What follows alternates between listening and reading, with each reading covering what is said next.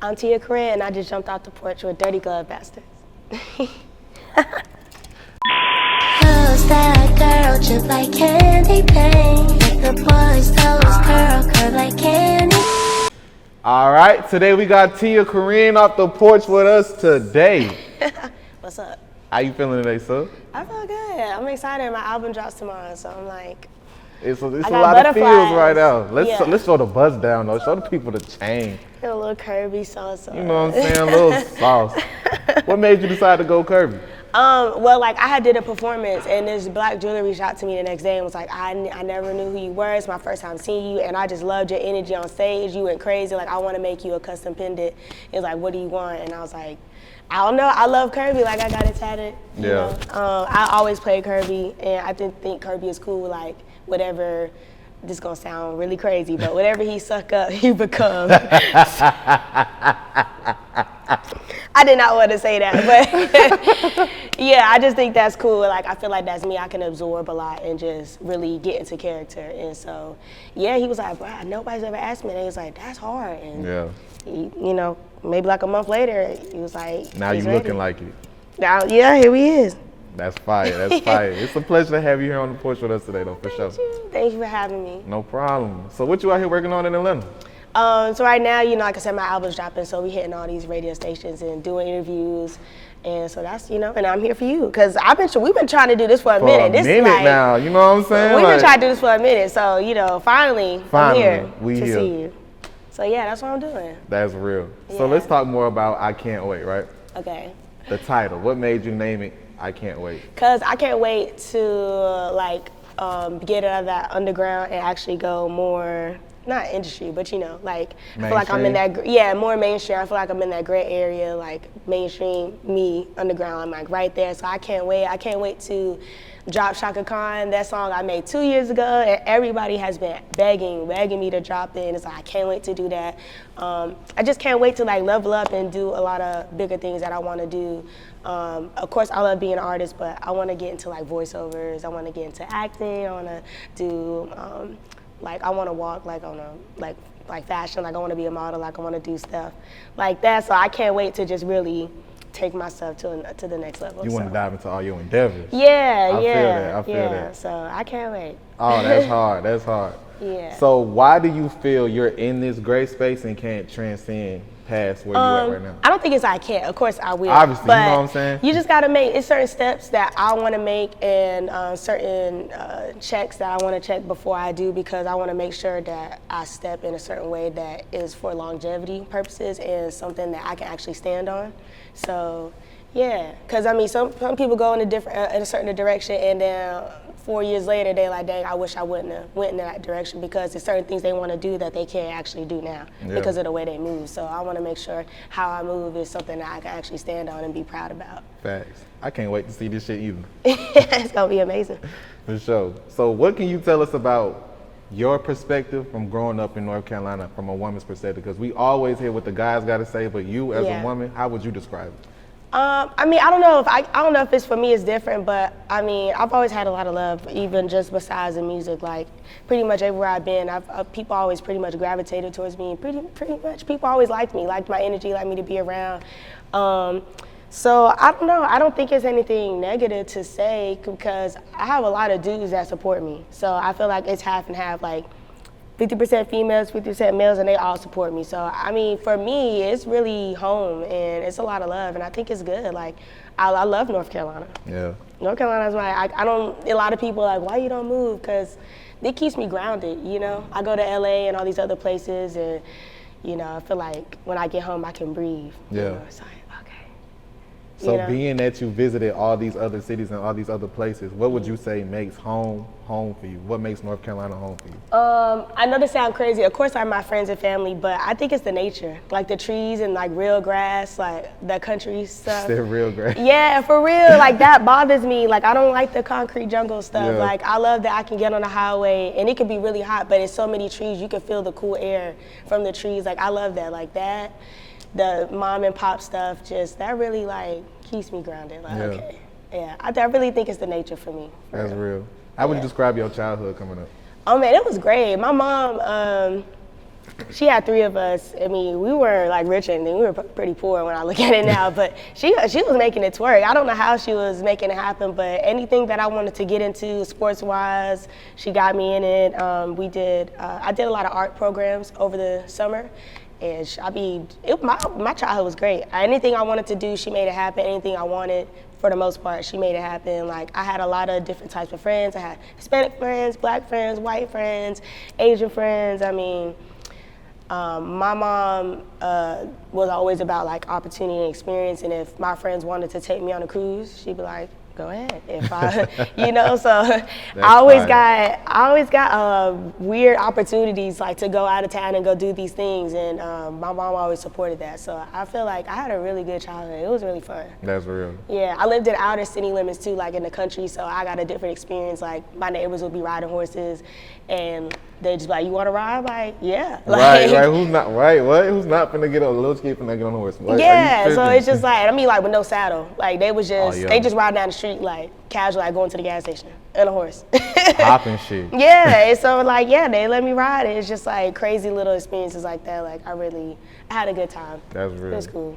When would you say you started to dive into your creative endeavors? Like, when would you say, I like art, I like music, I like fashion? That definitely as a kid, cause like I dressed myself. Like, my mom, I would not let her dress me. I'm like, even if she said I look crazy, I'm like, nah, like, this is what I want to wear. I picked out my own shoes. I was always into art, but I want to say, like, the 3rd grade is when I really was like getting into singing. I wanted to be a singer, so I started doing talent shows, like at school and stuff like that. So, yeah, I mean, pretty much at a young age, I was like, I made up my mind in the 3rd grade, like, I want to be a singer, like, I want to be Aaliyah, like, I really love Shanti and Aaliyah. I was like, yeah, that's what I want to do. And so my dad was like, okay, you gonna do it, we gonna do it. So, yeah, I did my first talent show. What song did you perform at the talent show? Happy by Shanti. Did you kill it? I know. Of course I did. I had backup dancers. My mom, like, my mom's really like artsy, but she sewed my little friend's outfit, and I had my little brother do this little introduction. There's a part where Ja Rule like talks in the beginning of the song, and I had my little brother go up there and do that. Yeah, it was lit. Like, that time, I always tell this story, that time really like molded me, because I had to do a battle in the classroom, because I had some bullies, right? Yeah, and they tried to like, it was after I already auditioned and made it, they tried to pick the same song. And the art teacher was like, well, y'all gotta battle it out. I'm like, I already made the audition, what the fuck? That's crazy, like, tell them no. Like, that's crazy. Why would y'all pick the same song? So I remember going to the bathroom like, nah, fuck that, like, cause I was quiet at that time. I mean, like, I wasn't no bitch, I was just quiet, you feel me? I was like, nah, yeah, that shit stops today. Yeah. Like, fuck that. Like, they're not about to take this from me. Like, I already went through this process. I was so shy and nervous, and I made it. And no, bruh. So they made everybody slide the desk back against the wall. Like, this was serious, for real. And I went up there and I killed it. It was like a movie. Like, when I finished, it got quiet. Everybody just ran up and was screaming like, oh my God, even the teacher. It was crazy because my teacher was a midget. So we was the same height. And they're like, ah! What? Yeah, they was like, oh my God. And so they started doing theirs, and niggas was like, boo, like, this trash. Like, I won. And so, they weren't even feeling, bro. Yeah, they're like, nah, y'all ain't, boo, get out of here. Like, Tia did that. Cause I only performed by myself. It was like 4 of them. They were like trying to be a group. And I killed that shit on myself. So, and then that's fire. And so I feel like that really like shaped me. I always think about that time, like, because I could have folded. That started the fire. Yeah. I was like, oh, that's what I'm doing this. That's fire. That is fire. So with the fire being started, when would you say you decided to jump off the porch? Dang, I don't know, because it was weird. Like, when I went to college, I just started introducing myself as a rapper. Like, I was like, yeah, I make music. Even though I didn't really have a lot. I was like, yeah, I make music. Yeah.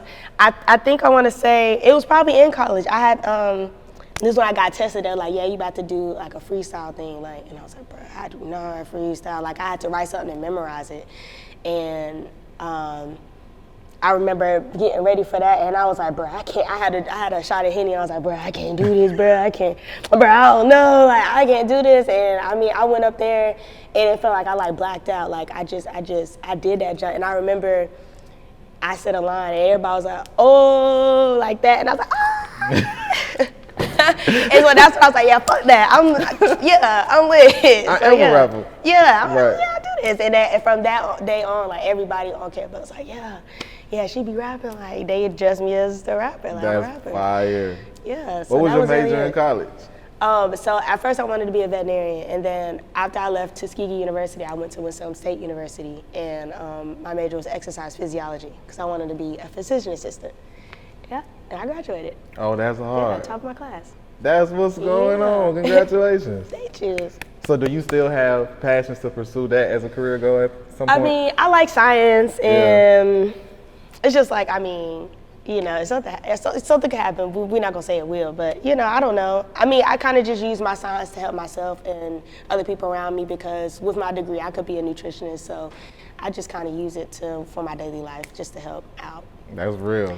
Hey, that's going on though. So shit, if I cut myself, you might know a plant that might heal it up. You know what I'm saying? Like, so I study to do research on certain things. I read articles because with the science, things change. Like you kind of gotta stay updated. Because what they used yesterday, they might not use today. Yeah. You know? So we don't know everything. They just be, honestly, we be guessing, but. The world change every day. Yeah, we don't know. We just like, oh. Let's try this one and see what let's see what happens. That's real. Yeah. So after the performance, would you say you started taking this shit like way more serious? Yeah, like I was like, okay, I wanted to practice and perfect my jump because I knew that when I really started dropping stuff that I would be big. Like I was like, I know, but I wanted to be ready. So I just practiced a lot. Like I practiced, even when I was at Tuskegee, like I would be sneaking in the dudes' dorm so I could practice. And because they had studio set up. Like the girls didn't have that, but we weren't allowed in there. But shit, I was making it happen. You feel me? Like I got called a hoe but because they see me in and out all the time. But it's like, nah, I'm working. I'm trying to, you know what I'm saying? So I stayed up a lot of nights practicing on my rap voice because the first rap voice that I had, I didn't really like it, like how I sound. Like I didn't want to sound like I don't know. So I practiced a lot on my rap voice, like a lot. Like I did a lot of songs before I even dropped one. Yeah. So I mean, I really took it serious. That's real. Yeah. So when would you say all that hard work paid off? What song was it that sparked everybody's interest and was like intriguing everybody? Who the fuck is this? So it was definitely Cabbage. That's a song that I dropped before Lotto, and they were like, oh. John, like the flow is different I never heard. The voice is crazy. They were like, yeah, the video was different. That definitely is like a classic in Winston. When I do local shows, they always ask me like, you gotta play that song. So that was definitely the song that sparked everybody. It was like, oh wait, she really do be rapping. Yeah. Like, okay, and it's just not something that they would expect. It was something different. Yeah. That's real. Yeah. So where did the major cosigns start pouring in, like ASAP Rocky, SZA, Rico Nasty? Where did all those people start pouring in, like, yo, we see what the fuck you got going on? Yeah, that was definitely Lotto. When Lotto happened and it just started blowing up, like everybody was like, yo, what is this? Because they didn't know what kind of, like, what is this? So yeah, that's when the cosigns started coming in, and that's real. Just seeing them mention me in articles, and you know, Rocky FaceTiming me like crazy. Like, I even seen Mike Epps playing the junk, like he be DJing on live. I'm like, what the heck? Like, that's Fado. Yeah, that's where it came from, because when Lotto first blew up, that's when that's when Vine, shut down, and then we had TikTok. And so it went viral on there first, but TikTok was new, so a lot of people was like, whoa, how is this happening? Like, how are you doing this? And it's like, I don't know. Like, right. But that's where it really, really started, because the guy, his name is Glucose Baby, shout out to Glucose Baby. He made a video, and then he reached out to me and was like, yeah, I made a video, it's going up. Like, you need to go check it out. And I was like, oh, okay. I kind of brushed it off because I didn't have TikTok at the time. Then he reached out a week later and was like, no, it's really going viral. You need to go, like, do you have an account? And then you go look. So I went to go look, and it was like 10K, 20K, 30, 160, 50. Like, it was going every day. Like, it was crazy. And I guess that's where people just started. That's where everything started. Yeah, so that's how it happened. So how did that record even come together? It's so crazy because I was in my house, in my living room, and Apex is always really good at picking like YouTube beats that fit him. But I never pick YouTube beats. Usually people just like send me stuff. So I was like, find me one. And the first beat that he found was a Lotto beat.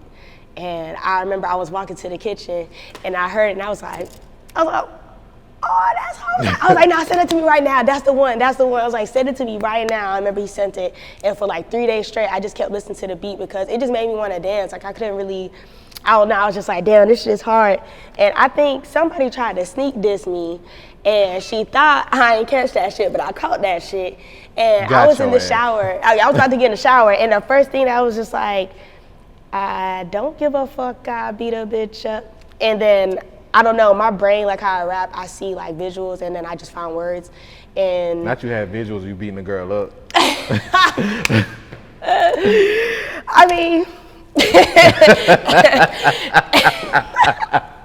she shouldn't have said nothing. Nah, but it's like a scratch off like a Lotto. Like I seen a Lotto, like I don't know. And then I was like, bitch, try your luck because Lotto, luck, like try your luck. So. And yeah, and I remember running to the kitchen. I was butt naked because I was about to get in the shower. And I was like, oh my God. I was telling Avis like, listen to this. I got something. He was like, bro, what the fuck? What are you doing? And so I started it off and he was like, bro, that's hard. He was like, what else? And I was like, that's all I got. He's like, nigga, what? He's like, keep going. And so, yeah, that day I sat on the couch and made that song in my living room. That's what's going on. Yeah. How did DaBaby end up getting on the record? That man right there. No, shout out Arnold, man. Shout out OG, man. No, but I mean, apparently he liked the song. Like, you know, I talked to him. He really liked the song. So, I mean, we from Carolina, so it just made sense. Real. Because he was going up, I was going up. It just made sense. Real. Yeah, but he killed it, though. When I heard it, I didn't even know. Like, I had a session. I think I had just made pancakes. And he was like, I got a surprise for you. And he plays it, and I'm like, oh, no way. I was like, baby's on here. So it was lit, like, to hear him on there. Like, he really killed it, because I really wanted a female on there, but I really liked what he did. So, yeah, shout out to DaBaby. Shout out, baby, man. So how did you become involved or sign with South Coast Music Group? Okay, so I remember I got a DM from Arnold, and he was like, I'm watching you. And I was like, who the fuck is this nigga talking about? Like, he watching me? I was like, I thought he was a creep. I didn't know who this man was. I was so scared. I was about to block his ass. And I went to his page, and I was like, oh, okay, yeah, I seen it. I was like, okay, bet, yeah. He was like, yeah, just keep doing what you do. I'm just watching it. And then, you know, I got involved with some other people, then that died, and it was just bad. And so then I reached out, and I was like, what's up? Fuck with me. Yeah, I was like, what's up? And they was like, all right. He's like, shit, what you trying to do? Like, I was waiting on you. So then we got to rapping, and that's how it happened. That's what's going on. For real. How would you describe the support system over there at South Coast? Because that's like family over here. Something. Man, we be about to fight. We be about to knuck if you buck. But I know it's because he care. And he want the best for me. And I want the best for myself. And we Geminis. So, yeah. Woo. Y'all throw. Let me tell you something. I'm about to do a drive-by on this motherfucker. But no, they really care. You know, they really do care.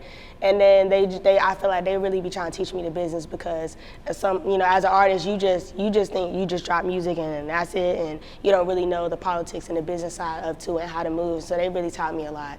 For sure. So that's it's real. much love. That's real. Shout out Arnold, man. Shout out South Coast. You know, I be one though. So TiaCorine. Yeah. How did that project come together? So, you know, after Lotto, I was recording a lot, of course, and, you know, they were like, yeah, we need to put out something. It don't got to be an album. Let's put out an EP. And I wanted to just kind of show how versatile I was, and that's pretty much what it was. But there were, that's why we did the deluxe, because some of the songs in the deluxe we wanted to put on the EP, but we couldn't put over a certain amount because it's an EP. So we were like, well, we still want to get these out because we want to show people the progression of like this Tia and this new Tia that y'all about to hear tomorrow. Yeah, so that's what it really was about, to just get y'all set up for what y'all about to hear tomorrow. That's some real shit. Yeah. How did you get locked in with Kenny Beats, man?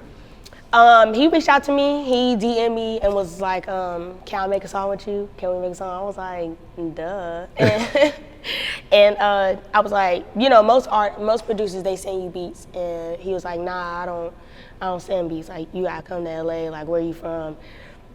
And I was like, North Carolina, but it just so happened that I was going out there in a couple of weeks. So he set up the session, we got together, and when I pulled up, I was at I was in the cave, and I was like, bro, what the fuck? Cause I was crazy. I never really watched the cave until like 3 days later, and I had just seen Lil TJ on there, and I was like, damn, this nigga hard. But I remember the sign, and so when I walked in, I was like, oh shit, this nigga got me in the cave. I was like dumb nervous, like, oh fuck, like, cause I record myself, so recording with other people is a lot for me sometimes, like.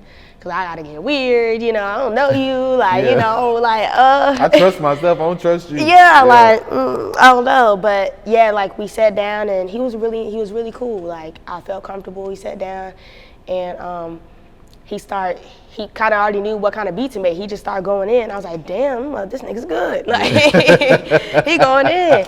And so I remember going to the bathroom. I had a pep talk to myself. I was like, bro, because I was really nervous. I was like, no, you got this. Like, you came all the way. Like, nigga, you that nigga. Like, fuck that. Don't turn up. Like, you got it. Like, don't worry. Like, you came all this way. He reached out to you for a reason. Like, come on, let's get it. And I think that might have almost been one of the fastest songs that I recorded. It took me like an hour and a half, I think.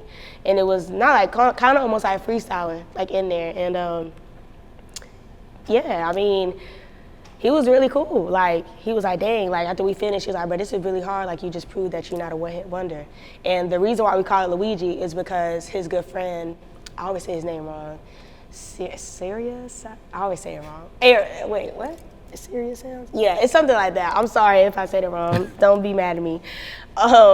But he came in and he looked like he was just like Luigi, kind of. Like, he had the mustache, he had the hat and everything. And I was like, damn, you look like somebody. And I pulled up a picture of Luigi and I was like, yup. And so we called the song Luigi. That's how it went.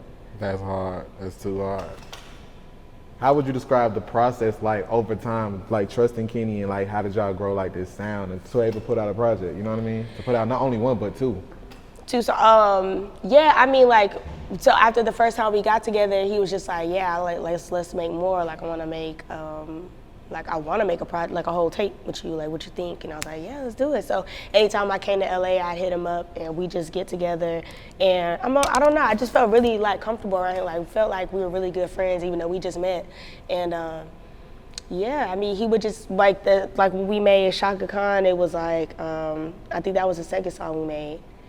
And he just was like, what you been on? And I'm just kind of feel comfortable just telling him like what I've been on and what I'm trying to do. And he was really good at receiving that information. And that's how it is every time. So every time I come to LA, it's just random. I hit him up, I come to his house, we make songs. That's fire, that's fire. That's real, man. Now the fans can finally hear the Chaka Khan record that's been teased, snippet, all that. Like, we've been waiting on it. So everybody finally gonna get that. So how does that feel to finally put that out? It feels really fucking good because people are like, why are you trying to gatekeep this? Like, you just trying to make the cloud go up. Like, I'm really not y'all. I want this up like too. It's not me, it's not me. And so I'm so excited for everybody to hear this song because it just feels like one of them ones, like how Lotto was. And so maybe everybody will stop asking me to fucking perform Lotto and to perform Chaka Khan. Now, I feel like Lotto's gonna be something I perform the rest of my life, but Chaka Khan definitely feels like the Lotto 2.0. That's something that's very universal. I think all age groups are gonna like it, and it just has this aesthetic that like Lotto had an aesthetic. That's what's going on. That old school That's aesthetic. Going on. Yeah. So let's talk about some of the features you got on I Cant Wait, right? Uno the Activist. Yeah. And Tony Snow. Yeah. Why make those two solely features? I mean, on the other songs, I didn't really like hear anybody else on them, but I did want, I wanted Zach Fox on Paris Hilton. Because that would have been hard. Yeah, we talked about him and he was like, yeah, this is just so hard, like I want to get on it, but I know he was also working on a few things. He had a TV show and you know how it be, like artists, they be doing the things, so hopefully with a remix, you know, maybe.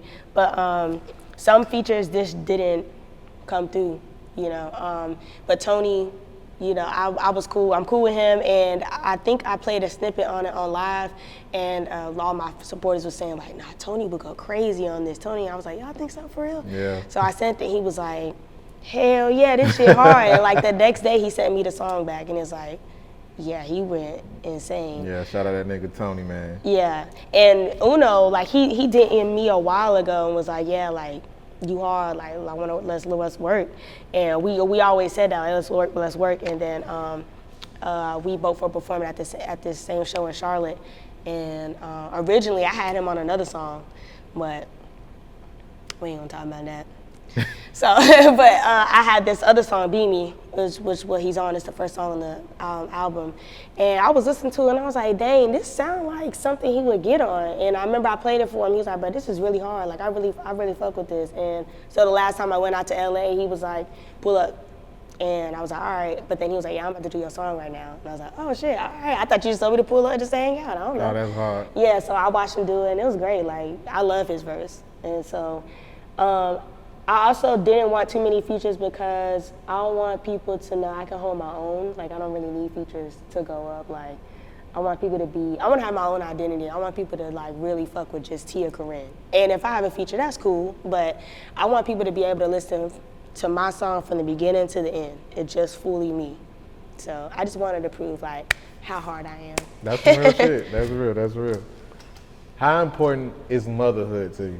Oh my gosh, so important. Because like, you know, oftentimes like prior eras or different eras or generations, we used to see that you can't be a female rapper or entertainer and have a child. You can't do this. Now we're in a different renaissance, you know what I'm saying? Yeah. Like, it's a lot of mothers out here holding it down. Performing pregnant you know what I'm saying? Yeah. That shit is the best shit to see, you know what I'm saying? So how does it make you feel to know that you can be a mother and be a creative and an artist you know what I mean? Like, yeah, I mean, important. I've always felt like that even when I was in school and I was working my job and I had Zoey and I was still doing my music junk, people would tell me like, you can't do all three, like you gotta choose. I'm like, why I can't? Who is making these rules? Art comes with no rules. There's no rules, you pushing boundaries and limits. That's what we're supposed to do. So that was always my goal, to prove to people that you can be a mom, you can be a student, you can have a regular job, you can whatever, and still pursue your dreams. So I really love that it's a whole universal thing now, and it's not just, I won't say it was never just me, but you know what I mean? Like I have other females that I can compare to and that are riding for the same thing. So I think it's beautiful that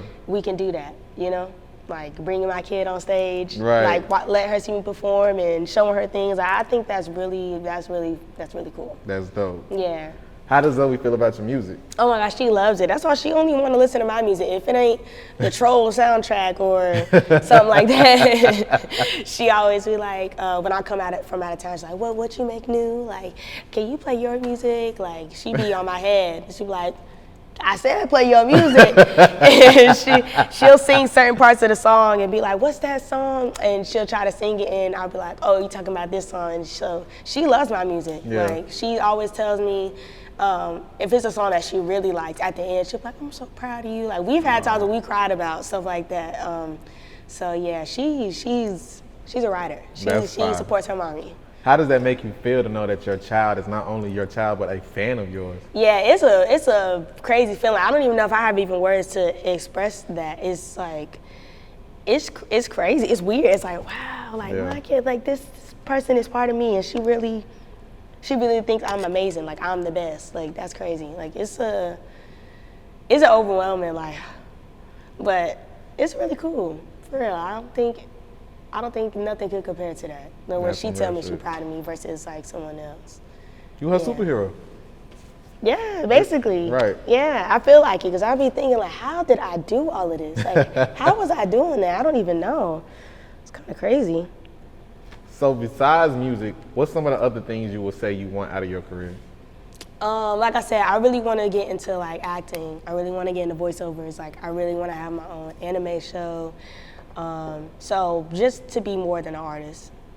Yeah, really, I really want to be able to expand my legacy, not just in music. Yeah. So, I like how you incorporate each factor of you into your music though. Like your love for anime, you like often show that. Yes. You know what I mean? Yes. So let's talk about your love for anime for one. Oh my gosh, love it. Love it. So I've loved anime since it was on Toonami. And, you know, I wasn't even supposed to be watching that. But, you know, it started off at Pokemon and Dragon Ball Z and Inuyasha and Sailor Moon and Yu-Gi-Oh! Or whatever. But, yeah, like, I don't know what it is about it that I really like. I don't know if it's, they just be so passionate. Like, I love the intros to the anime. I don't know if do you watch anime? Sometimes I'll be catching sometimes. Yeah, I've seen Seven Deadly Sins. Okay, and yeah. Death Note, you know what I'm saying? Okay, yeah. So the intros, like they're just so passionate, and I really like fuck with like what they stand for in the animes. Like they really be trying to be like good people, and it's like they really be standing on some shit. It's like damn, like you don't let this nigga kill you for that? That's crazy. Like you know what I'm saying? Like they really don't be playing about that shit. Like I really like that. Like I think really people should be like that. I love how it's dramatic, and that's me. Like, I'm animated, I'm dramatic, I'm passionate, and when I'm standing on something, I'm gonna stand on it until I die. Thanks. For sure. So, yeah, anime is just dope. Like, the outfits, the hair, like, I get a lot of my inspiration from that. Like, that's hard. The food on there be crazy. Bro, the like, food be looking mad good. That'd be bust. crazy to me. It be looking bust. Yeah. But yeah, I think just anime is just, it's just cool, man. I don't know. I mean, if you don't like anime, then you're just lame. I don't know. For real, because like, how could you not like anime? It's good. It's funny. It's powerful. It's passionate. You know, the stories mean something. And they also relate to real life situations and just what's going on, like government stuff. It may be a little dramatized, but it makes sense. It's like, dang, like they putting it this way, but that's literally what's going on in real life. So that's real shit. Yeah. What would you think the storyline of your anime series would be? Man, I gotta say that shit on camera. I just say yeah, I don't know. That's what I want to get into, though. I definitely want to take time to get into that because I need my own anime show for sure. Yeah, I think I got a crazy story. Like, I'll probably put my real story in there and just add a little bit of steroids to it. That's kind of dope. So what else you got gearing up for the rest of the year? I know we finna close out 2022. So what's some of the things you got set up for yourself before we close out this year? I mean, of course, we got Rolling Loud September 25th. I'm gonna see you there. Yeah. And also, we got Chaka Khan video dropping tomorrow. Okay. So, you know, got that. And then I plan to have the video shoot with Tony for Boogie to be coming soon. I definitely want to try to do a tour or just have more performances lined up for the album. So that's really a big focus for the end of this year or beginning of next year. So really just pushing this album for real is, or whatever comes. Like, opportunities come every day. You know, you just get a random email or a call and it's like, we need you to do this, or you want to do this. So kind of just, my focus is to just make sure I expand this album as much as I can. Okay, man. We gonna see you. Any last words and shout outs? Shout out to Trefo. I love y'all, everybody from Winston, all my friends. Shout out to Zoey, shout out to my mom, my dad, you know. Shout out to SCMG. That's it, shout out to the world. Anybody that fuck with me, like, shout out to y'all. I really appreciate all of my supporters playing my stuff and waiting for me. I know it's been a long journey, but we here now, so thank you. For sure. Tia, we appreciate having you on the porch with us today, man. Nah, thank you for having me, for real. Bet. Who's that girl, just like candy paint? Let the boys toast, girl, curve like candy cane.